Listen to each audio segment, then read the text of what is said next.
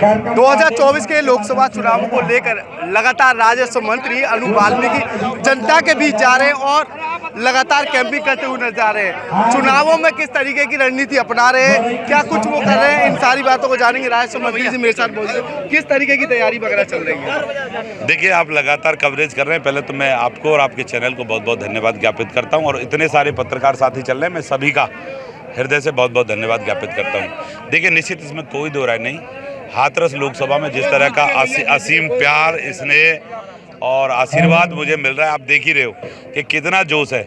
मैं समझता हूँ वो शब्दों में बयान नहीं किया जा सकता। एक तरफा राष्ट्रीय लोकदल और भारतीय जनता पार्टी के जो प्रत्याशी मुझे बनाए, निश्चित मैं समझता हूँ 7 तारीख को ये इतना कमल का फूल दबाएंगे कि उत्तर प्रदेश में तो कम से कम एक कीर्तिमान स्थापित होगा, ऐसी मेरी आशा है। मंत्री जी, आप जो है वोटर जो है अलीगढ़ के रहे हैं, लोकसभा अलीगढ़ का जो लगातार कैंपिंग चल रही थी वो विपरीत बताई जा रही है, राजनीतिकारों का मानना है। तो क्या लग रहा है, जो जाट बाहुल्य क्षेत्र में आप मौजूद हैं, यहाँ आपको प्यार मिल रहा है, लेकिन जो प्यार अलीगढ़ लोकसभा में मिलना चाहिए था वो जनता का प्यार जो है वहाँ नहीं मिला है, ऐसा लोगों का मानना है। देखिए, निश्चित पहले तो मैं, अब मेरा जो फोकस है वो मेरे ही चुनाव पे है।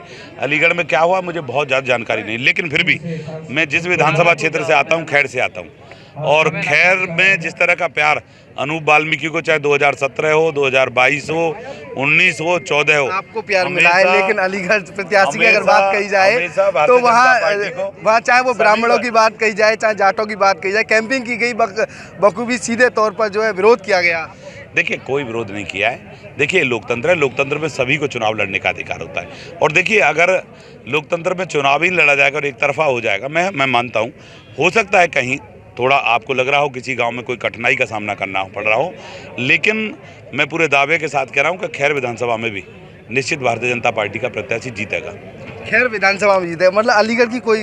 देखिए, मैं फिर कह रहा हूं कि मैं वहां का एमएलए हूं, अभी मैं वर्तमान में खैर से एमएलए हूं, और निश्चित आपका फोकस भी खैर पे ही है कि खैर की स्थिति इस तरह की है, लेकिन मैं पूरा स्पष्ट कर देना चाहता हूँ कि खैर में निश्चित भारतीय जनता पार्टी जीतेगी, और अलीगढ़ में भी देख लेना भारतीय जनता पार्टी का साइलेंट। कितने वोटर जीत रहे? पहले 2.5 लाख 4 लाख की बात हो रही थी, अब कितने? देखिए, एग्जैक्ट फिगर किसी के साथ नहीं होती। मेरे पास हाथरस का भी मैं उस दिन आपसे कह रहा था कि आप कह रहे कि निश्चित इसमें कोई दो राय नहीं, एग्जैक्ट फिगर हम लोगों के पास नहीं, एग्जैक्ट फिगर मेरी जनता जनार्दन के पास होते हैं जो ईवीएम दबाती है। तो निश्चित ये है कि भारतीय जनता पार्टी अलीगढ़ में भी और हाथरस में भी प्रचंड बहुमत के साथ आ रहे हैं। जाटों को मनाने के लिए एक कैंपिंग की जा रही है, तो क्या कहेंगे? देखिए, जाटों का मनाना नहीं है, हर किसी के एक अपना कोई ना कोई किसी न किसी वर्ग में जन्म लेता है। मैंने भी जैसे वाल्मीकि समाज में जन्म लिया, हर किसी को लगता है कि मेरे समाज का नेता भी मेरे बीच आए। वो हमारे राष्ट्रीय लोकदल के राष्ट्रीय अध्यक्ष, हम सब के नेता हैं, भारतीय जनता पार्टी के साथ उनका गठबंधन है, तो इसलिए हमारी भी जो है प्राथमिकता बनती है कि उनको बुलाएं और यहाँ की जनता जनार्दन से रूबरू करें। लोकसभा हाथरस में जो किससे फाइट? देखिए, निश्चित मैं ईमानदारी के साथ कहता हूँ, चुनाव चुनाव चुनाव चुनाव है, लेकिन इसमें कोई दो राय नहीं।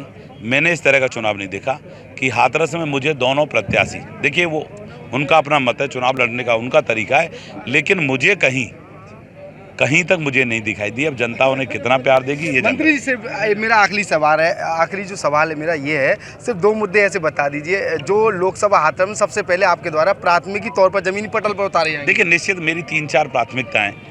सबसे पहले तो मेरा ये है कि रोड के विषय में भारतीय जनता पार्टी की सरकारों ने बहुत काम किया है, लेकिन अभी भी विषय आया था कहीं 2-3 रोड छूट गए होंगे। तो मेरी देखिए, अगर अच्छी कनेक्टिविटी होती है तो वहाँ बच्चे हमारे नोएडा भी काम धंधा कर सकते हैं, इस क्षेत्र में भी कर सकते हैं, कहीं बाहर जाना है, निश्चित उस क्षेत्र का डेवलपमेंट होता है, जिससे कि मेरे क्षेत्र के युवाओं को रोजगार मिल सके।